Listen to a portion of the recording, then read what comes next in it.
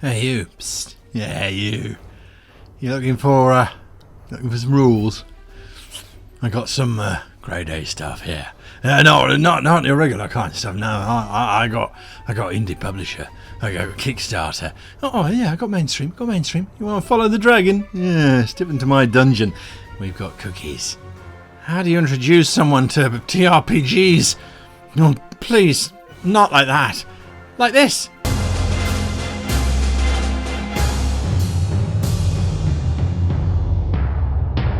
Hello and welcome to this episode of How to Be a Great GM. My name is Guy, and we're talking about how do you introduce someone to TRPGs. Do we even need a video on this? I mean, surely it's just a case of, well, give them the rule book and let them read through it. You could just wait for 3 hours, right? Or, just hand them a pre-made level 20 character or let them watch Critical Role. There we go. It's a couple thousand hours for them to get through. Or, better yet, give them a link to this channel and then they can watch 400 videos.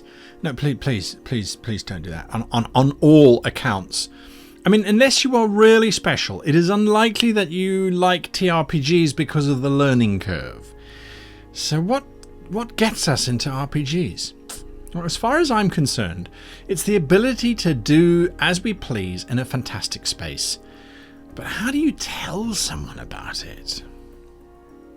These are my points. These are my 3 talking points on how I convert people to the dice side. I start with a few questions. You want to know what Dungeons and Dragons is? Oh, come on, people. Of course they want to know about Dungeons and Dragons. It's the gateway RPG, okay? Just deal with it. So tell me first, this is what I say to them. If you could be anything in a fantasy world, what would you be? If they don't instantly say, a knight or a wizard, I'll prompt them. So I'll say, okay, well, let's start with your race. Human, dwarf, elf, keep it simple, few options.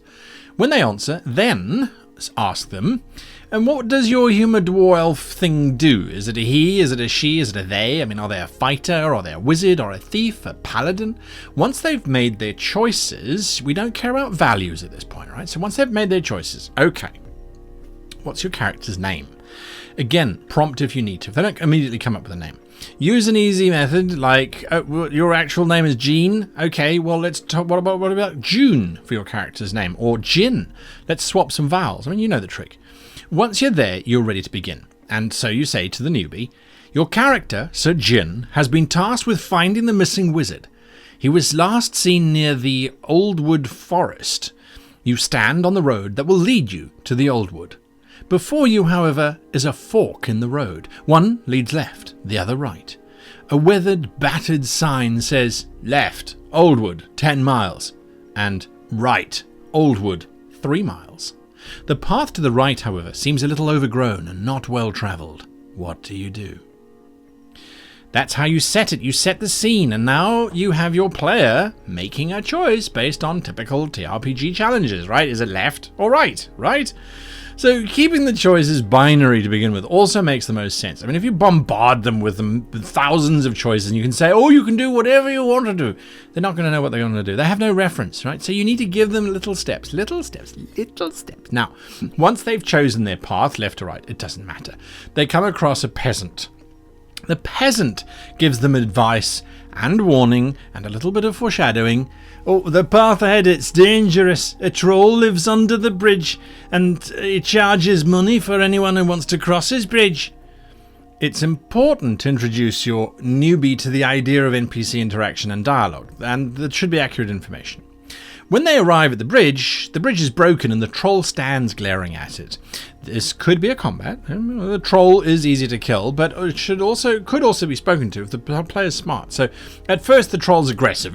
Someone destroyed my bridge. And he thinks it's the PC. Now, the PC could talk him down and discover that it was actually kobolds who destroyed the bridge, or the PC can kill the troll. It doesn't really matter at this point, but what we do now is we introduce our next killer in our conversion kit. Dice. Pull out a d20 and a d6, no more.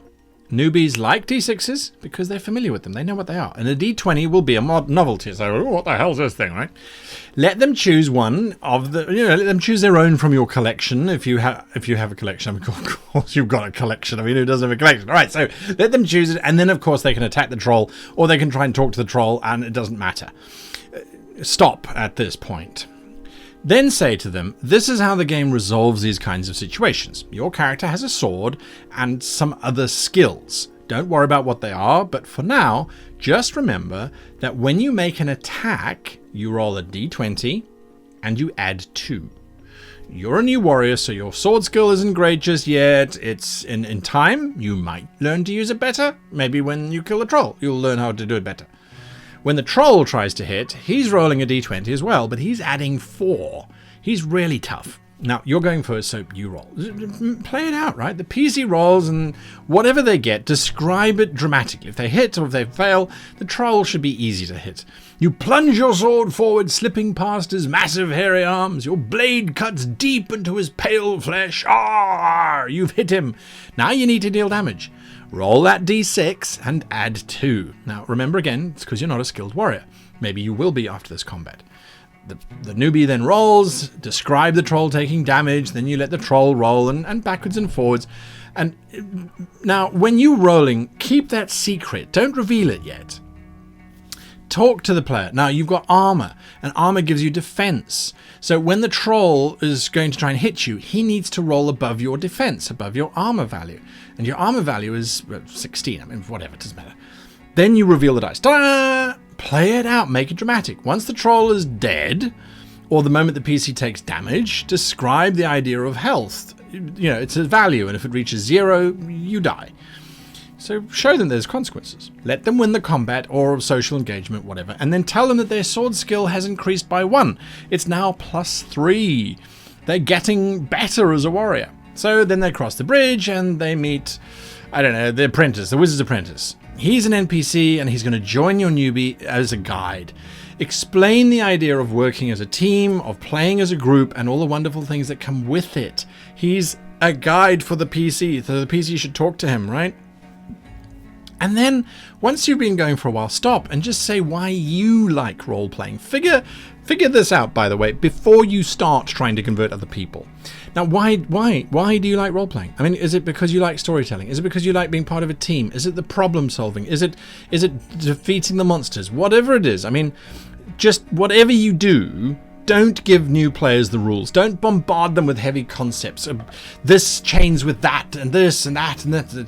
Talk about the stories, the stuff that makes your eyes light up. Then talk about how many different TRPGs there are out there and how they each cover a different type of game, from Star Wars to My Little Pony. I mean, from crime to vampires, from fantasy to sci-fi. I mean, and then ask them if they want to finish the adventure to find the wizard. And if they do, you got them. Let them go and let them find the wizard, and he's surrounded by kobolds, and just have fun, make him, just make it awesome. Then, once they have that under their belt, then, yes, lip them the old character sheet and ask, so, do you want more, Sir Jin of Oldwood? I don't want to make it sound like it's drug peddling, but I mean, kind of honestly, it pretty much is, because once you start down the RPG path, forever will it dominate your future. In some form or other, anyway. So do you do it differently? If so, let us know in the comments down below. How do you introduce people to TRPGs? This is how I do it. Slow, steady, and careful. And I've found it very successful. Anyway, that's it from me, folks. Check these things out. Ever wanted to hit a player with an actual monster? I mean, an actual player and an actual monster.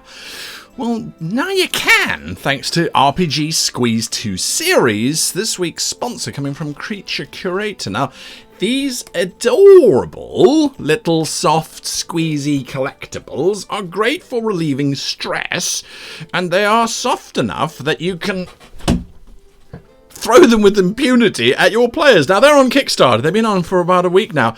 go and support them. They come in different colours. I can't show you that one because it's green. It's going to look like a weird thing. But they come in these boosters. They really, really are beautiful. Now, there was a little poem I wrote. Happy Eyegor, sad Eyegor, gone Eyegor. I mean, they're just awesome. They're really, really, really, really cute. You can pick them up. They are super cool stocking fillers. Look at this one. This pink is so pink. It's pink. Awesome stocking fillers. They're really well priced. The Kickstarter, you can buy a couple boxes, multiple boxes of these little things. You can kind of give them around. And as you can see now on screen, there are different kinds. There's the cube and the mimic, and then little Eyegor. I really like Eyegor. Anyway. Thanks to those patrons who sponsored today's show as well. They continue to make the show. It is what it is. And, of course, thank you to the RPG Squeeze group. As you can see, there's a whole bunch in there. Some of them are going to key out because they're the wrong colour. But RPG Squeeze. Now, who's the big squeezy thing? Anyway, until next time, I wish you and yours the very happiest of squeezing. I really... Oh, shit.